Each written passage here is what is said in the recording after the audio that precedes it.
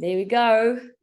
Good morning, good evening, good afternoon, good whatever, wherever you are in the world. I'm looking forward today to talk to you about, something that's very close to my heart. It comes from my book.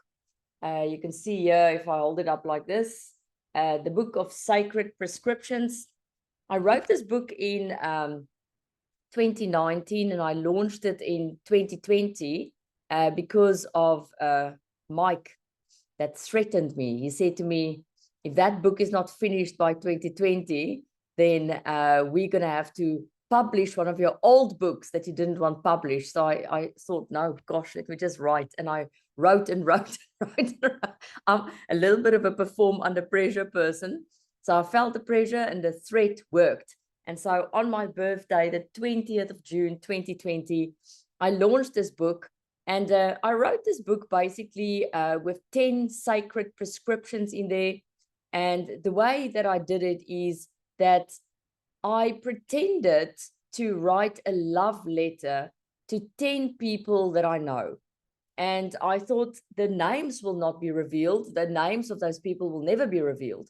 But I thought, wow, if I can just write a letter to this person and tell them, do that, it will make a significant difference in their lives. And then I thought, wow, I know another person who's got such a thing, such a knot in their soul based on this. I wish I can write them a love letter. But why a love letter? Because people don't always see our intentions behind telling them to do something. And Paulo Coelho has got a very beautiful quote that I absolutely love, that goes, to take responsibility for someone else's feelings is to dishonor them. So to go and try and fix something for someone else, or to try and give unsolicited advice to someone else, or trying to tell them, oh, you should just do that, then everything will be fine, would be to dishonor them, because you're not allowing their own journey to unfold. So from that perspective, I thought, wow, how can I reach these people? And I thought, well, let me write a book. And if the journey lead them to the book, it will lead them to the chapter that I wrote for them. But then it comes from the book. It doesn't come from me. Same for all of you on this call today. You can decide to get the book and read the book, but then you are called to do that. Then something spoke to you and the action is yours. It's not Landi sitting there going, oh, you should read my book, or oh, you should be doing this, or oh, you should be doing that. Because for me to do that would mean that I'm dishonoring you. So the overarching feeling of the book is about feeling light. Everywhere we travel, everywhere we go throughout the world, there's a lot of heaviness. A lot of people now at our events talk about this is now the word of the year, right? The geopolitical environment. What's ever going on in the geopolitical environment? Everywhere you say, everyone knows now what's the geopolitical environment. And, different countries have their different heavies, I mean, we know we can sit, in a country and we're going to talk about property the whole time at the dinner table. And then we're going to be in a different country and we're going to talk about the politics all the time at the dinner table. And then we'll be in a different country and then we'll talk about, health and what you're supposed to eat or not eat. So every country, generalizing, of course, now have their heavies. And, if you don't remain focused, you can become very heavy yourself. And so today I'll be dealing with 3 of the prescriptions. I cannot possibly go into the detail, but I'm going to deal with 3 prescriptions from the book. And I may page a little bit there, but I'm actually going to try and keep it more spontaneous and wing it a little bit. So I would love for you to participate today. And I would love for you to give your perspectives on, these things, and what your experiences are. So the first one I want to talk about is the prescription of space. Now, I know you're here on this call. I can see your faces. Where's our overachievers? Up with your hands if you're comfortable to do so, or give me a thumbs up. Let's see. Where's our overachievers? Where's the people who always take responsibility for all the others? Yep. I see there's some hands not going up, but there's some smiles there. You are the ones that take responsibility for everyone. That's why I got this little award trophy here. You are the one who always take the higher road. You are the one who's always doing the right thing. You are the one that, you know, use phrases like, I'm very busy. You are the one that see yourself as leaders because you want to make an impact. You want to solve other people's problems because you think it's going to be better for the higher good and for the human race. Many of you have even got a calling, you know, meaning you feel you're here to do something very permanent, and that is driving your actions. It's actually causing you to go, you know what, it's not always easy, but I have to do this. You use those words. I have to do this. I should be doing this. I need to be doing this. And there's nothing wrong with that. There's nothing wrong with having that calling or that sense of responsibility. In fact, you are the gems of the world because you take those things onto your shoulders. I always see you at events. You're the one who put your hand up for things. You're the one who volunteer. You're the one who's happy to lead the group. You are the one who really see the bigger picture. But what happens with you when you this type of person is you can end up at the end of the day being, one, very busy, and two, have no time for yourself. And it's very difficult for this type of person or profile to actually go and create a place for themselves where they can, one, be themselves, two, remember who they are, three, look after their health, four, rest within themselves, right? So you are unfortunately the specimen that burns out the quickest. So, and I sit on the sideline and I witness this many times, and I think, I wish for some of you I could have wrote this love letter to tell you not to chill and rest, but to make you aware of what you're missing out on. Anticlimax, what you're missing out on, right? There's a lot of things you're missing out on. Why? Because if you can see here on my call, this glass of water, it's coming in, you see. Now you are forced to look at my nail manicure as well. But if you see this glass of wine here, wine, look, where's my mind? You can see you the end of the year, right? All I can think of is wine. When you see this glass of water here, you can see it's almost full. Imagine this glass of water full to the brim, to the top. What is going to happen when this glass of water is full? Anyone, enlighten me. Just remember to unmute yourself. I'm waiting to see it will overflow. Yeah, it will It spill. will overflow. Yes, James, what do you think? It can easily spill. It will spill. What happens when a glass of water spill, everyone? You waste. You There is waste no room for anything else. It's what, Agnes? There is no room for anything else. There's no room. It's spilled on the ground. Everything is wet. It's a mess, right? So you just need to take a big drink, and then you can put more in. You need to take a big drink, and it's very smart, very smart, Ian. And we'll get to that part now. And it's wise and true what you're saying, coming from our esteemed Gemini there. But it is absolutely what's going to happen. You're going to be full to the brim. Now, in elemental theory, if we can call it that, water represents emotions, right? So it's very common. It's very common for your type of archetype to feel incredible emotional overwhelm. But here's the sad part. That's why I want to write you a love letter. You're probably not going to tell other people. Why? Because you've learned to sort things out yourself. That's what you've learned. Many of these people, and again, is generalizing, didn't really have a childhood. You may have had some childhood, but you've had learned from a very young age to take a lot of responsibilities on your shoulders. And that makes me want to walk up to your type and give you hugs and kisses. Like go, you know, you've done great. Good boy, good girl. You worked very, very hard in order to be responsible for yourself and others. But you've now created a situation where there's literally no space left for you. Only space for other people. Now, don't get me wrong. Your type are not a disease to please person. You're not pleasers. In fact, I find you, as you get older and more mature, to put really great boundaries in place for yourself. You know, that's one of the things you learn, but it took a while for you to get there. You're certainly not here to please other people, but you are here to take a lot of responsibility for other people, and then you end up with no space. So here today sits Dr. Jac with my prescriptions and what I would prescribe you in order to counteract this would be, you need space. That's what I'm prescribing for you. That's what this type of person needs. What do you do? How do you create that type of space in your life? That is the big question. And that's what the icons on the slide is. Now, you don't want to take all of these prescriptions, you know, I don't know. Some of you here goes to doctors, some of you don't go to doctors, but for those of you who started their lives of going to doctors, whatever, you know, you can get a very big flu and then the doctor end up giving you a script with a bag like this full of stuff. And then you go home and you look at that bag, then you go, oh, you know, I have to drink all these things and I have to have this and have that and have this and have that.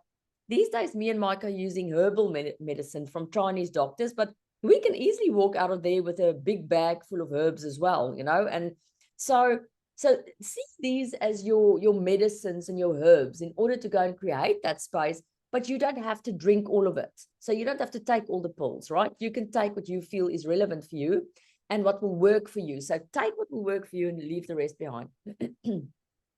So the first one I'm going to touch on here is, I'm not going to go in random order because that's boring, right? We don't want boring. So I'm going to start here actually with one of the things that's massively changed my life. Because by the way, a lot of these prescriptions are archetypes I can in some way identify with. And some of you are going to be able to identify with some of the archetypes. Some of you will be able to not identify with the archetypes. And some of you will be able to identify with the combination of it. So the first big pill I can give you, if you never create a space in your life and you're this incredible busy person who take responsibility for other people, is music. You see the turntable there, right? Music. It is an incredible, I would say, catalyst for you creating space in your life. And that, Ian Hatton, is what happens if you pop hearts on. You know, when I say something now, you're going to have to tell us how music have changed your life. Music for me is one of the easy. Yeah, sorry. Sorry? It's going to be you, Ian, and then James, because he's given okay. up too. Yeah. So yeah, my hi-fi is worth more than my car, apparently, and that's not because I got a fancy car, by the way, just to be clear. So for me, there is no quicker way to shift a mood than music.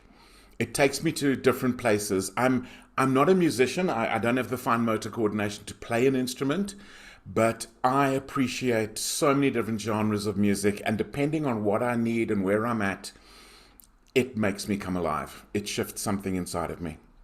Give us examples of the music. Like if you're down, what do you put on? And if you're moody, what do you put on? And what do you do? He's going to his playlist. Do you have a playlist? No. I have favorite albums. I'm still old school, remember?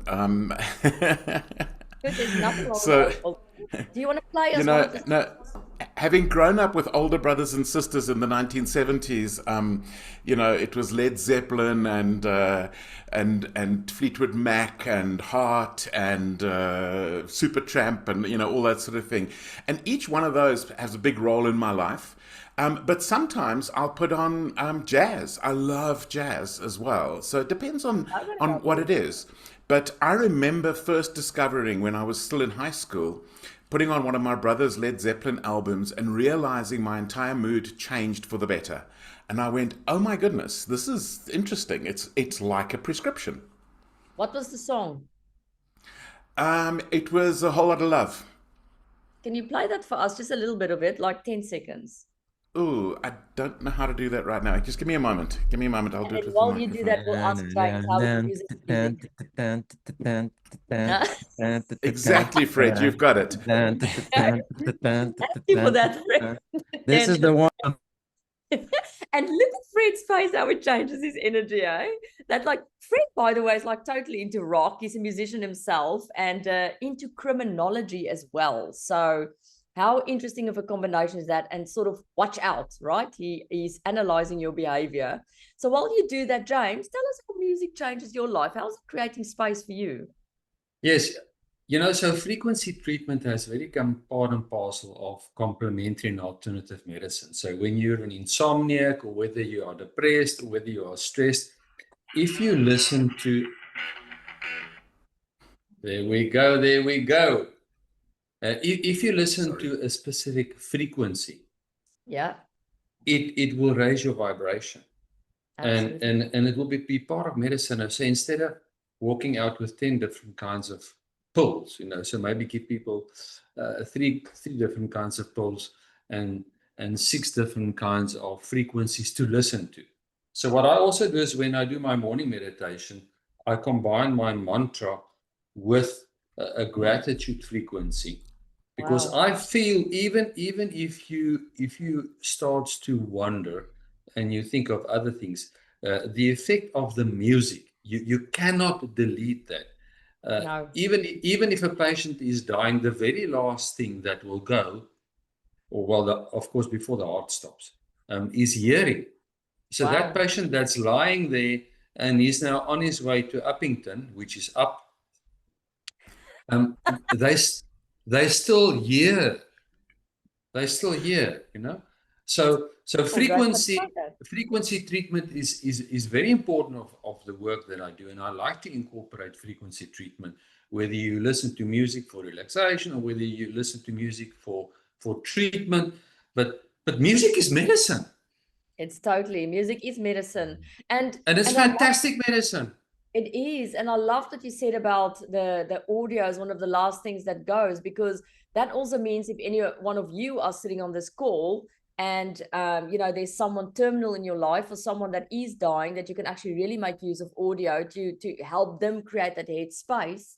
And I like what you also said, Ian, because, you know, you being the youngest in the family, out of the siblings, it can get overwhelming. You know, siblings can drive you nuts. They can literally drive you nuts, right? Or if you have a family full of people, I mean, I had a family with a stepbrother, half brother, full brother, every single combination you can think of. So what do you do when they drive you nuts? You put your earphones on, right? Because that go and create that space. Thank you for that, James. That's super insightful. And you obviously know what you're talking about, because that's what you do, right? So let's see quickly, before we go to anyone else, if we can hear that song. Just a little bit of it.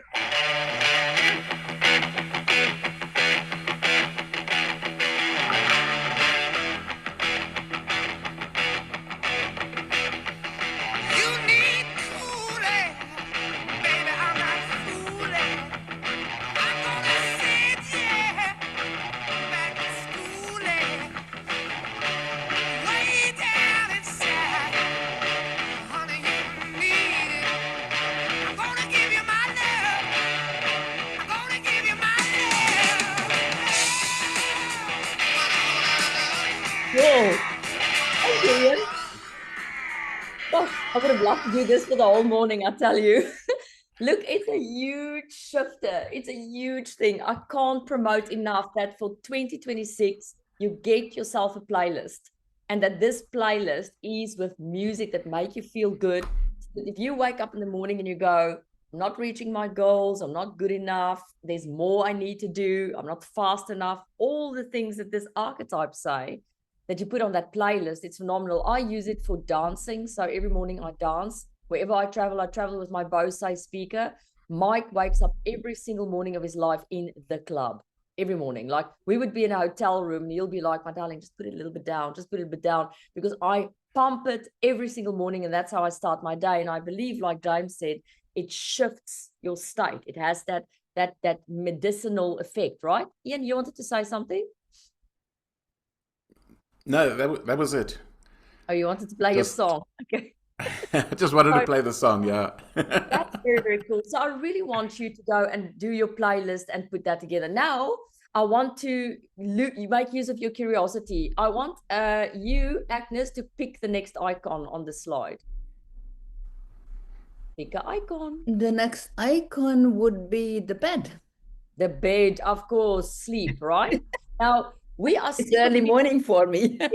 Well, there you go. We're going to talk about the bed because Agnes wants to talk about the bed. Now, we all are sick of people telling us how we need to sleep, right? We've been told over and over we need to sleep, but it's not always practical. Me and Mike can sometimes be on airports, 5 o'clock in the morning, and then you have a meeting, whatever. So I'm giving you a different perspective of sleep.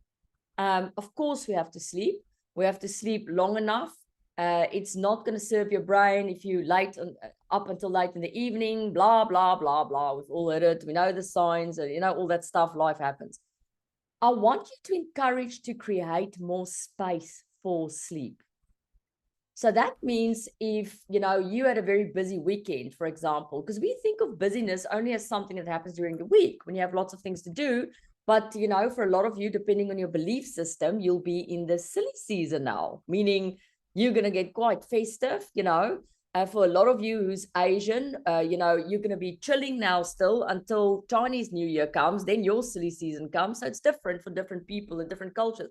But after a silly season, you could be quite drowned out. And, there's a lot of socials. I mean, me and Mike like to keep our socials to weekends, but because we're about to leave the country, we are hanging out now almost every week now, night with different people. So that can tire you out. So busyness is not just something that happens during the week. It can be your social life as well. So I want to encourage you to insert space wherever you feel tired. That means when you've had a busy weekend, you have to sleep on Monday. You can't work on Monday. Look at your faces. You're like, what? We're not going to work on Monday? You can't work on Monday. So you have to box your sleep. So if you, for example, I'm going to give you a classic example. We, this weekend, going to do a delivery event in Cape Town called Life and Mind Mastery. And that means me and Mike are holding the space for people on a Friday. We're holding the space for people on a Saturday. It's going to be my weekend. Me and Mike do my weekend and your weekend. So I'm probably going to pump as many things into Sunday to try and retrieve my weekend. Monday, I'm going to be tired. Most people is going to get up on Monday and work because why? They should do that because someone told you that and you believe it, right? And your type, if you identify with this type, if you have to sleep in on a Monday, just share with me what you're going to feel like. Anyone, please. What are you going to feel like if you're sleeping on Monday? What do you call those feelings? Shame. This is not right. I shouldn't do this. Yep, absolutely. What else? Who else? What do you feel like? Fantastic. You're going to feel fantastic if you can sleep in, Nadia. Celebration. Yeah, I've learned whenever I'm doing weekend work, I book a day off the next week. Well done. I love that. And you, Nadia, do you do that? I actually don't work on Fridays. I haven't for many years. Fantastic. I love that. But I think that, and I commend you for that, Nadia, because that means you space your rest, right? But I think the message is if you feel tired, you cannot work the whole week and you have to take those, because we make things for ourselves like, I'm not going to work on Friday. We do that. And that's a fantastic rule. But then if it does happen that, you had a very big weekend, you need to take a day after that off as well. So I call this blocking. You're blocking it out. And the same goes here for the ghost. You see the ghost here? The same goes for if your week is so overwhelming that you start feeling symptoms. And these symptoms, our body shows us. Our body shows us when the glass is too full, clearly. Things come up like you snap at other people. Things come up like, if you're someone who enjoys wine, you drink that glass of wine too much. Things come up like, you have brain fog. Things come up like you take things super personally, you become very sensitive. Things come up like you binge eat. Your body will tell you. You know exactly. When those things come up, you don't, and this is the word you use on yourself. I don't have discipline. I need more discipline. I've been watching my podcast. I'm procrastinating. That's typical words you use. Maybe you need some sleep. Maybe you need some space, and your mindset will be completely different. And you use it, you put ghost meetings in. So I want to move to the next slide. So I'm going to quickly run through these icons so you can choose what you want to do to go and create space. Here on this side, mind space. You create mind space by meditating. So Ian mentioned you just take a big gulp of water out of the glass. That's going to be meditation. If you want to get that glass down very quickly, you go and you close your eyes, and you don't have to go and do, you know, Joe Dispenza's advanced meditation. You can literally close your eyes, get your vacuum cleaner out, take that vacuum cleaner, plug it into Mother Earth and vacuum. So let's say, you know, for example, you'll know you are, let's say you met someone from the past this weekend and you hanged out the whole weekend together, and now your mind space is filled, and you can't laugh in this call because everyone's going to know what I'm talking about. So you really need to keep poker face now. But let's say you are that person and you met someone over the weekend and you've spent the whole time. And what do you do now after the weekend? This brain is now full of, what about this and what about that? And what did this one say? And what did that one say? This can completely overwhelm you. What do? You take the vacuum cleaner out, you close your eyes, you go into meditation, you go, you vacuum all those thoughts out, right? You had a meeting yesterday and you're not sure if it went well. Your mother-in-law told you something that wasn't cool. Your partner told you you're useless. Vacuum out. You've just went on Facebook and again compared you with other people. So vacuum up your mind space in the morning will set you up for success in the day. You can vacuum in the morning and vacuum in the evening. And so any thought, feeling, vision that comes up, you vacuum it out. You clean that space. Email here, the second icon, means removing big monsters from your life. We all have big monsters. Name your monster. If you don't have if you can't think of your monster, close your eyes, the monster will come up. You'll know it's the monster. For me, the monster was email. I ghosted email. Like literally, I went like, by email, unplugged it. I'm never going to use it again. Name your top monster for 2025. Exclude it from your life. For some of you, it may be sugar. For some of you, it may be coffee because it gets you worked up. For some of you, it may be email. For some of you, it may be your mother-in-law, you know, sorry. For some of you, it may be a partner. You got to a point where you got, look, you've just taken up too much space in my life. For some of you, it may be your doom and gloom friend, maybe an employee. You know, it's different for different people. You will, when you close your close your eyes, know your monster, get rid of the monster. You'll see drawers there next. I honestly believe physically clearing out space, open opportunities for new things. You see this with people who have drastic weight loss. They think they're on a weight loss journey, but they're actually on a spiritual journey. They don't realize that. They don't realize that in the beginning, but then they realize when they make space in the body, make space for the organs to breathe, other things can come in. Make space in your house. Go this weekend and go and clear up your closets, and magic will happen next week. By the way, it is the 11th of the 11th today. It's a very powerful day. So 11/11 for me means two portals. It's like doorways, right? So you have the opportunity to go through new doorways literally today, but it's a give and take. You know, if you go to Ireland and you are lucky enough to bump into the leprechaun will say to you, I'll give you your treasure at the end of the rainbow, and I'll give you a pot of gold, but I want something in return. That's how space works. So if you want to go in 2026 to your next level, you have to gonna give something in order to get something. So ask yourself, which of my drawers am I going to empty? What does that represent for you?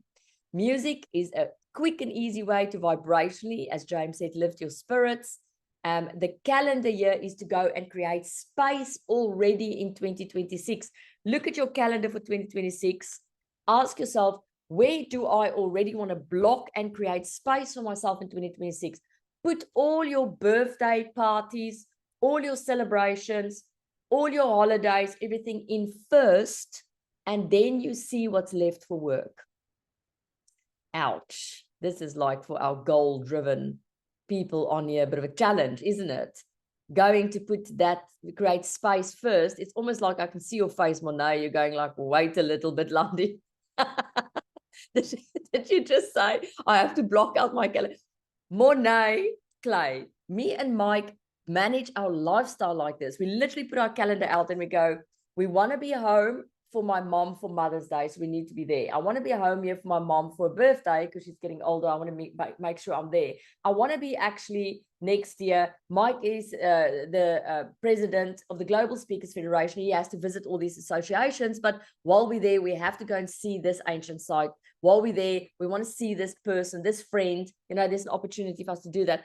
By the time we're done blocking up things in our calendar for example, 2026, we probably taking off weekends from that, have like, let's say, sometimes 180 days left to achieve what we want to achieve. And our attitude is the space is blocked now for the other stuff. Now we need to make it happen in that 180 days. And if you can start doing it like that, you're going to realize that you are very, very unproductive. In other words, when you realize you only have 180 days to achieve what you want to achieve, you're going to realize how much more of your time you've wasted, because you're going to achieve that in 180 days if you set your mind to it. In fact, I'll go so far as to say, if you start blocking out meetings and you get rid of the monsters and all that stuff, you're going to see you can probably achieve what you're achieving now in probably 3 days a week. Crazy, eh? How do I know this? Because me and Mike travel a lot, and that means a lot of our time is spent on airports, which means we have to make the time available to us work. So go and block out your dates for next year.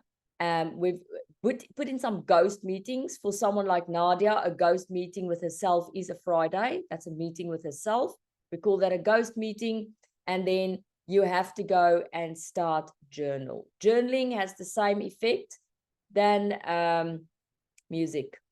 But again, people tell you journal. How many times have you heard you had to journal? Please put up your hand if you heard you had to journal. Yeah. Why does journaling help, Ian?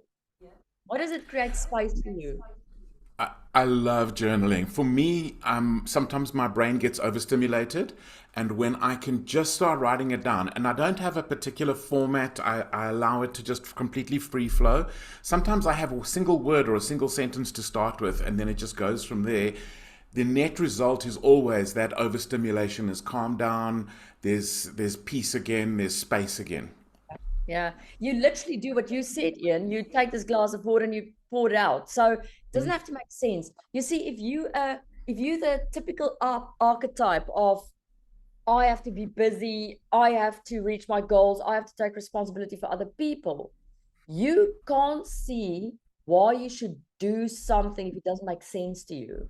It's tough for your type. So for you to go and write in a journal, you're going to go, Landi, all you do is you're wasting my time now. You're wasting I'm sitting here writing stuff down. Why am I writing stuff down? I don't understand why I'm writing stuff down. So what you're doing, you're emptying the brain. By the way, when you sleep every night, you empty the brain as well. So if you don't have enough sleep, your brain's not emptied properly. Your brain acts like a washing machine. So every night you go into your deep sleep, it's like putting the start button on your washing machine. Who of you here got a dishwashing machine? Yeah, you put it on at night. What happens? You can hear the water. The water comes through of the dishwashing machine. You can hear. That's what your brain does. So the moment you start resting, the brain does this. It contracts like a sponge, all the toxins out of your brain, and it cleans it. And that's why you wake up the next morning feeling fresh, because the toxins is cleaned out of your brain, and then you can start anew. If you haven't had enough sleep, or you partied like a freaking rock star, and you wake up the next morning, you've got brain fog, it's because the brain didn't properly clean itself out. The same is with journaling. So with journaling, you are taking, like Ian is saying, all this overwhelm, all this thought, and you're just putting it into another drawer. That's what you're doing. It doesn't have to necessarily do something or manifest something. You know, I use journals to pick up on signs and symbols, and then I interpret it, but that's just the way I use it. You can simply use your journal to clean out your brain. David, this is something you've done from a very young age. Would you like to share a little bit with our group here, just why that has been so powerful for you in healing yourself? Sure. So I think I use journaling just for two things. The first thing is when things trigger me and my mind goes into overdrive, I try and write down what the trigger is so I can learn the patterns that are affecting my, I should say, inner peace. So I use journaling a lot for mental triggers, and then I use it as well to basically imagine a new reality for myself. So I get my thoughts down and I create a vision for myself on a logical level with emotion, and then I take that and I actually create a meditation for myself. And I use that journaling to help me basically put my ideas down so I can take myself on a journey. Brilliant. Yeah. Brilliant. Dovi, I would like you and Carrie to connect with each other on a Zoom call, please. Cool. For you to reach out to each other and have a little bit of a convo. Okay, great. Okay, so that is space, right? So I'm just going to put here Carrie and Dovi. I'm going to post you on our software as an introduction. 2 people are introduced, and you're going to have to report back to me what came out of that call. Cool. Carrie's laughing because she knows. Carrie has traveled many, many times with me and Mike. Carrie knows that Mike is here to change the world, but she knows that I'm here to rule the world and that I just tell people what to do, you see. That's why she's smiling. She knows. She's seen it many times. Okay, so that is space. Please go and create some space for yourself in 2026 and plan it, because it's not just going to happen like that. Now we're going to move to the second prescription, which is one of my favorite prescriptions, because it's a prescription of non-attachment. And that's something that air people do very well. Who's got the element of air in them on this call? Yes, James, why do you have air in you? Are you Gemini what? Ian? Aquarius. Ah, my fellow air buddy. Ian, you Gemini, you air, obviously. Who else? Gemini, and then also water. I'm the water rabbit. Water rabbit. So more air people on here. Ah, we got Claire. Why do you have air in you, Claire? And it rhymes. Birds. Gemini. Gemini. Look at the Geminis. Look how proud the Geminis is to come out and say they have air in them. So air people can detach. That's why I'm asking. But this is a very, very powerful skill or prescription to have for those of you on the call who's had your hearts broken. This is for those who had your hearts broken. And I mean, I'm not going to ask you to put up your hand, because I don't think I've ever come across a person who's not had their heart broken. But when you've had your heart broken, you have basically issues. It's in a very simple way, because when you have your heart broken, you collect spider webs, right? So you actually put spider webs together and you attach yourself to those spider webs, and you become attached to your past, and you become attached to things that's happened to you, and you become attached to what other people have told you, and you become attached to all these things. And the more we've had our hearts broken, the more we actually don't want our hearts broken. It's that simple. The more bad things has happened to us, the more what happens? You're going to avoid change like the freaking plague, right? Because you go, I've been through change, I've been through a heartbreak. And what happens is you start to distrust life. And because you distrust life, you start to distrust other people. You know, I know someone very well whose husband was very, very ill. Her husband was very terminally ill. It's someone actually in my family. And because of that heartbreak of him passing away, she told me one night, and it struck my heart so deeply. She told me, during this process, I've learned to distrust my gut feeling, because my gut feeling told me this person's going to heal, and they did it. Boom, right? They went like, wow, I can't. So you start to play small, because now if you're going to love again, what does your brain tell you? You're going to lose again. So you better not love again, right? You can't go and put people in your teams. You can't do partnerships with people, because they're going to screw you. That's what you tell yourself, right? You can't go and fall in love again, because then, you know now what it feels to say goodbye. So you don't dare do that again. You know, so you become resistant to change. But here is now the reality. And please don't shoot the messenger here. This is really coming from a place of love, so that you can realize that you are sitting in cobwebs. You're not using perspective. You drowning in your perception based on past experience. Now, here's the number 5 here. Who on this call knows what the number 5 represents in numerology? What does number 5? Wonder who's going to Google it now quickly. Don't be shy. Communication. Who said that? Diane? Yes. Oh, wrong. Well, it's probably right, given your husband was like the numerologist of the universe. So, but I'm going for something else. So communication is probably one of this. I'm not going to say no to that. Anyone else know what the universal symbol is of the number 5? Change, everyone. 5 is the number of change. If you've got a life path number of 5, you are up for a lot of change. Guess who's got a number 5 life path number, right? So a lot of change, right? So change will happen. And that's why I have the moons here below it. It's cyclical. Life is cyclical. So what happens is, even though you're scared of heartbreak, even though you're scared of not going through partnerships, even though you're scared of making yourself vulnerable, even though you're scared of showing yourself, you will go through change. What goes up must go down. What is down must go up. Who on this call has been in the last few years through significant change? Right. Moira, then Nadia. Please share with us a little bit of what you've learned through this process of change about life.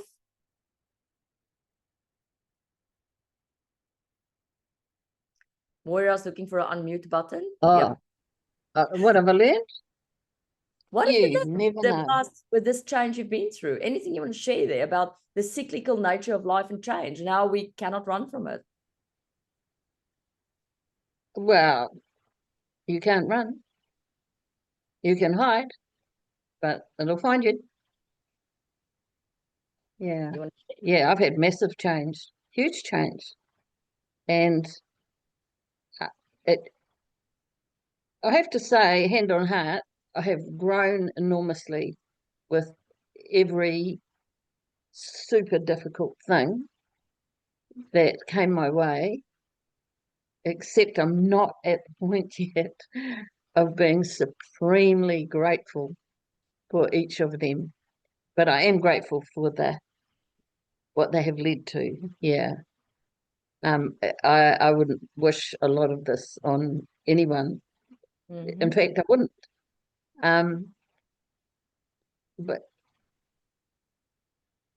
But wow.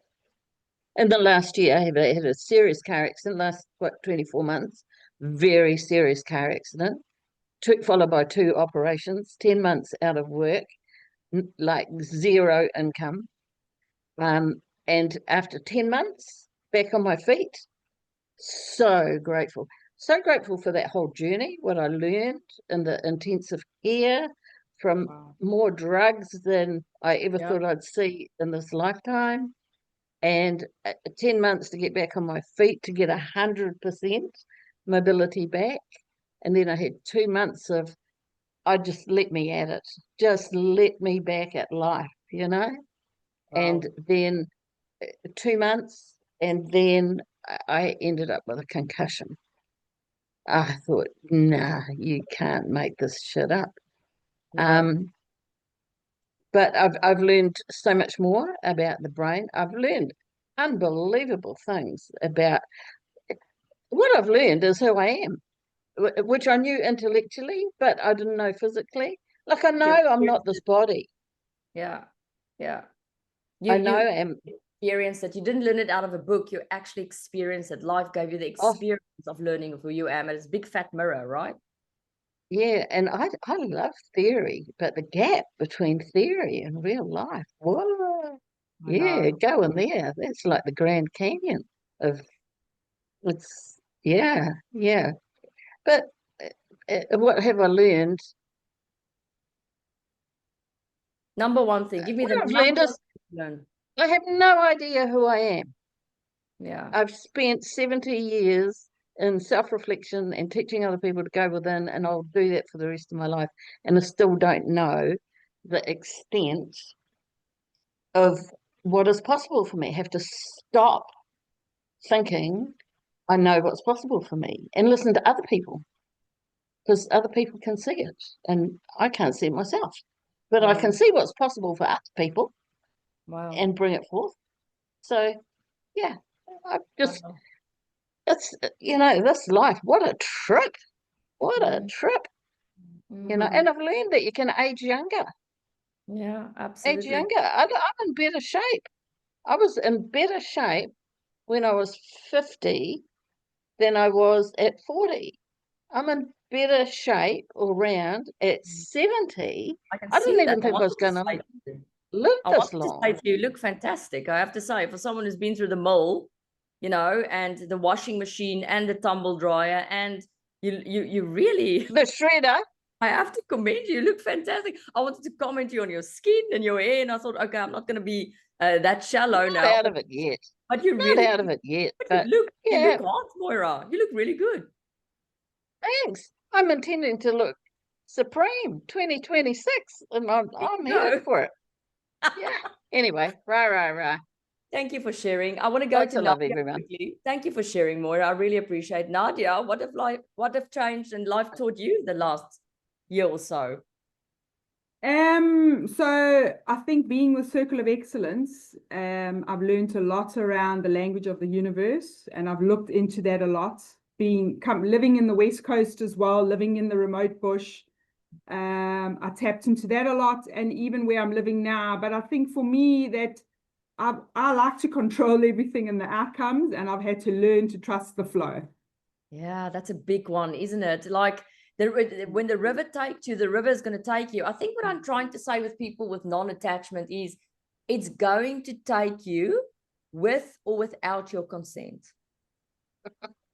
I think that's the funny part, right? And it's not funny when you actually go through the change, but it's going to take you. So the prescription of non-attachment, I just want to park on a little bit longer because we're going to run out of time for the third one.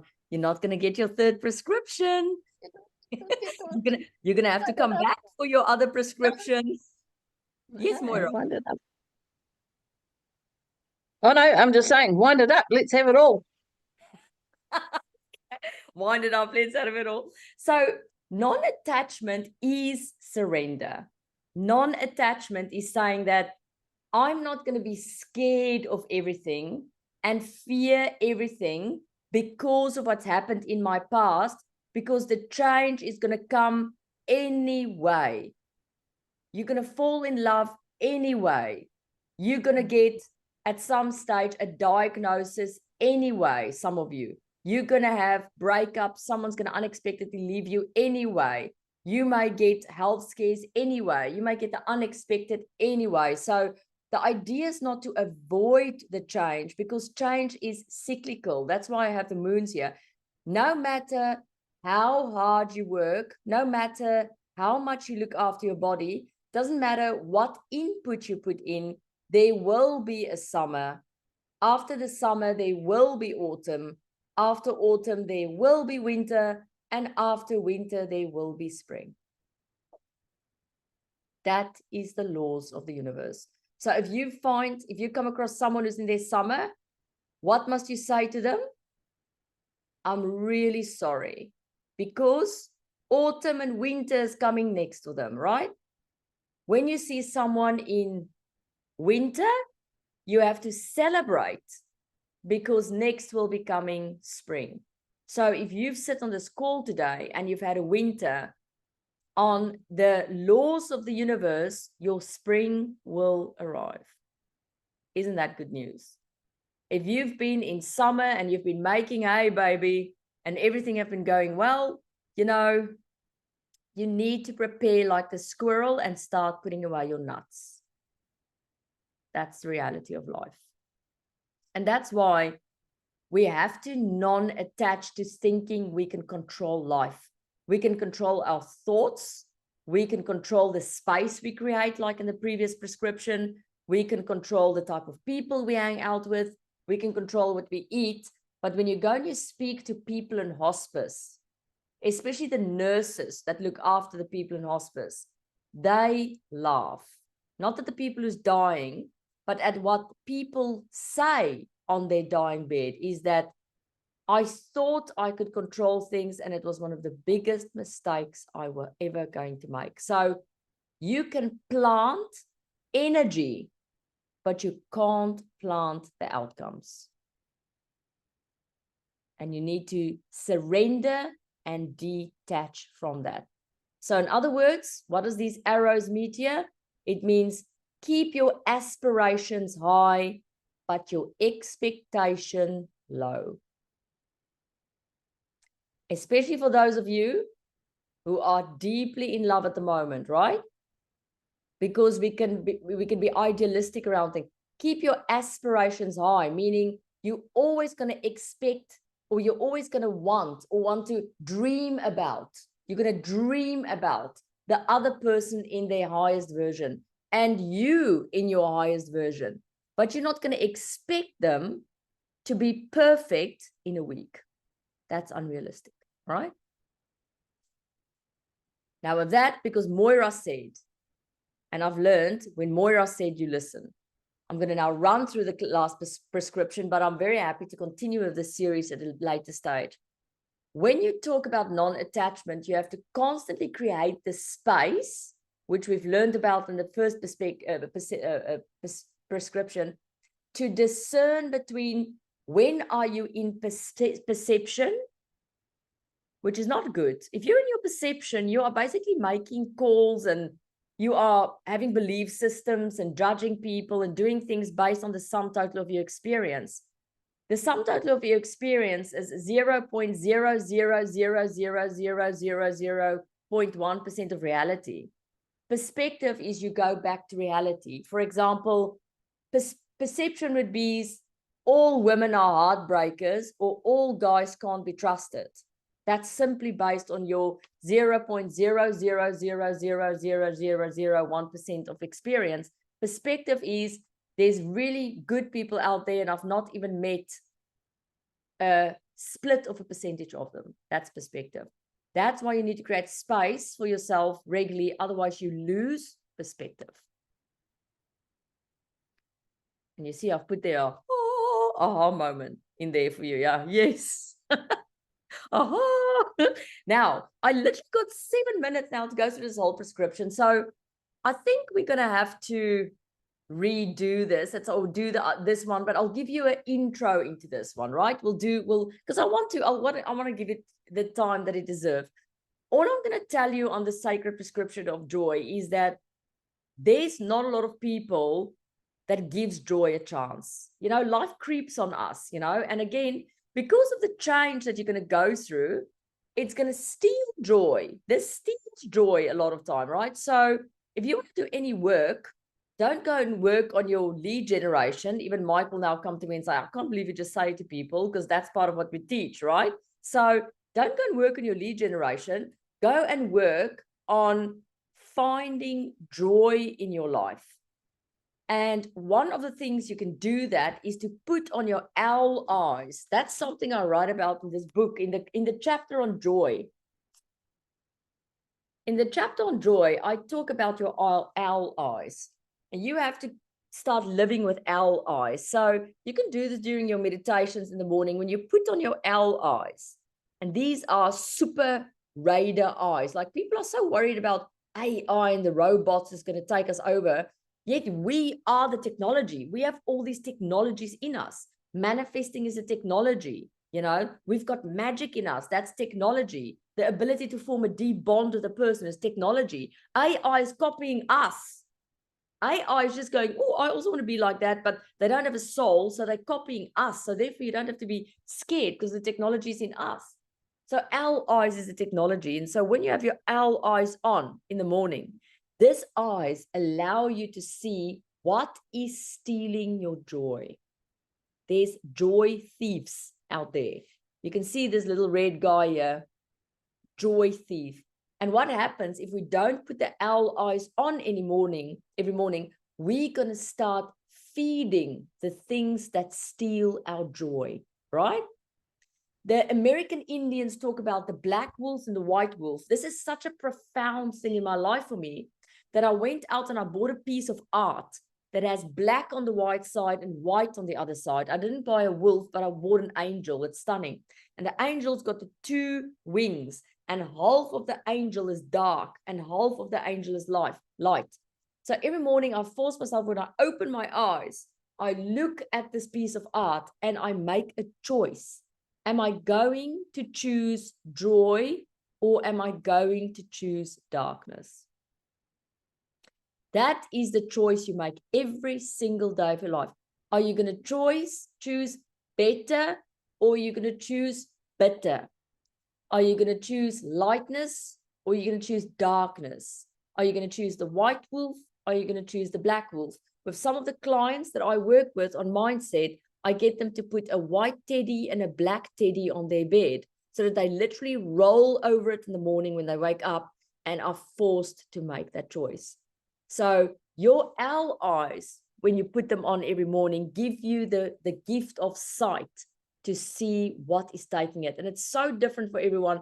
And I really want to go more into this. And I want to also come up with very practical ways for you to really bring joy back into your life. Because when joy comes in, flow opens, and suddenly people, ideas, money, all these opportunities, because it's irresistible for people. People cannot resist joy. In fact, sometimes I think joy works at a higher vibration than love, because a lot of kids come into this world and they learn how to love, but they come into this world with joy already in their lives. It's almost like it's already programmed in them. And that joy keeps their vibration incredibly high. So we go out there and we love and we serve people with our products and services, but combining that with the vibration of joy would have an immense effect in your life. And silliness have a lot to do with that. So I'm going to leave you there because I really want to take you through this whole book. This is the series I'm actually going to run a little bit to help you with, I would call, more alternative ways of resetting your mind, of doing it more in a playful way, but with the goal not to be perfect, which is what the personal development society try and teach us, but with the goal to be more lighter. And you, James, who work with frequency, the lighter you are, Nadia mentioned about tapping into the language of the universe, the more lighter you are, the more the language of the universe can access you. The heavier you are, you like this wood, you cannot be accessed, so the messaging can't come through. So my message to you, and I'm going to leave you here, is don't take yourself and life so seriously, because just by doing that, you will incredibly increase the frequency of your being, which would allow a lot of messaging to come through. So with that, we have 2 minutes left. And I want to welcome any closing remarks before I close this call today and send you into the unknown abyss.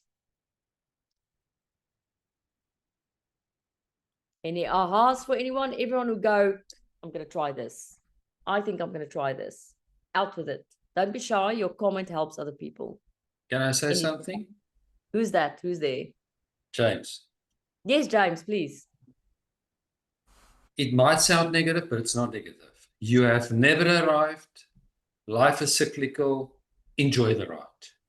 It's very positive and very wise words, actually, especially the enjoy the ride part. Yeah. You know, James, my way of looking at it is, and it's not correct in terms of percentages, but who cares about being correct in percentages? Definitely not me.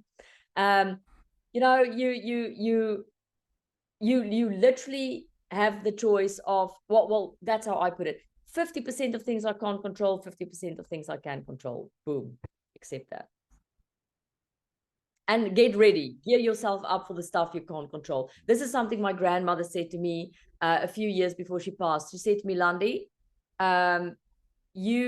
she said to me basically that you have to accept that most of the things that happens in your life, you've never planned for and you will never be able to prepare for. So just try and make yourself as light and as joyous as possible, so that when life comes and weigh you down, you've got the skills to actually lift yourself up again. It's really, because life will come and it will bring you down. And it's not about life bringing you down that distinguishes you from other people. It's the way in which you lift yourself up again, the way in which that balloon that's out of air, the way in which you re-helium the balloon and get it to go up again. That is what makes a person extraordinary, not being perfect. Being perfect is not what makes you extraordinary. If you've been sitting here and you've been listening to all the podcasts and berating yourself because you're not perfect yet, it's the wrong message, right?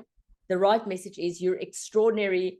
Life is going to knock you over many times. It's your ability to pick you up, yourself up, that inspires other people. Anyone else wants to maybe say one final thing before we go forth and conquer?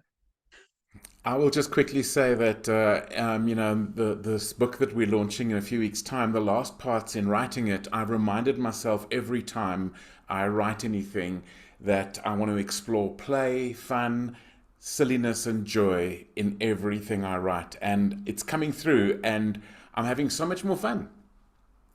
You have to be silly, Ian. It's one of the most powerful things to be silly and to laugh. Those laughs where, me and Mike had it this morning, where you leave a voice note or you talk to someone and then one of us suddenly burst out laughing, and then we go, we can't send this voice note.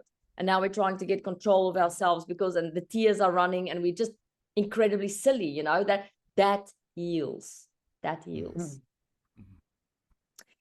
Okay, everyone, I'm going to leave you with all the love in the world. I will, for the next series, I see now we only have time for 2 prescriptions at a time. So I'll start the next one with joy and we'll definitely dive into that. I'm not going to give you this little bit. I want to go deeper into that. And then I'll pick another prescription that can go with this one. And there's 10 in total. And let's see if we can march into 2022 with a mindset that's much lighter. Me and Mike love you too very, very much.